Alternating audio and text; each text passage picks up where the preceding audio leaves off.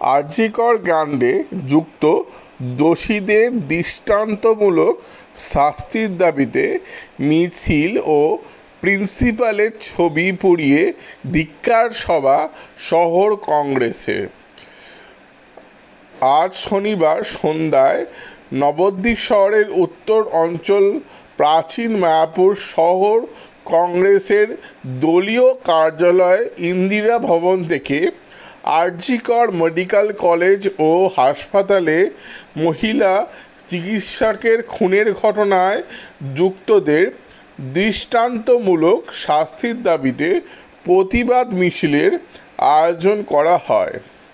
মিছিলটি প্রাচীন মায়াপুর ইন্দিরা ভবনের সামনে থেকে শুরু হয়ে পৌঁছয় শহরের ব্যস্ততম ঢপওয়ালির মোড়ে, যেখানে বেশ কিছুক্ষণ ধিক্কার সভার পাশাপাশি আরজিকর মেডিকেল কলেজ ও হাসপাতালের প্রিন্সিপাল সন্দীপ ঘোষের ছবিতে আগুন ধরিয়ে দেওয়া হয় কংগ্রেস কর্মীদের পক্ষ থেকে।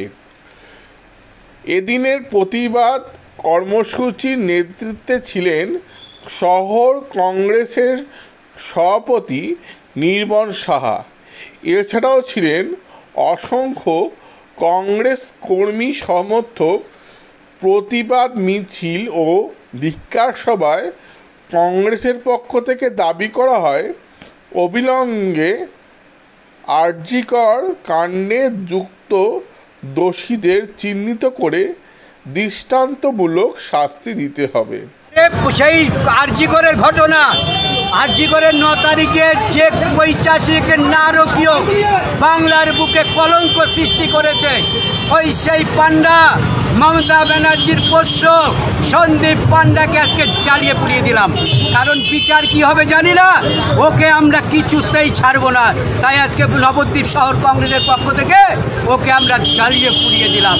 পরে আমরা যদি এর পরেও যদি সুবিচার না পাই, আমরা পরবর্তীতে আবার পথে নামব। সেদিন বাংলার মুখ্যমন্ত্রী মমতা ব্যানার্জি বুঝতে পারবে কংগ্রেস ছিল, আছে, থাকবে।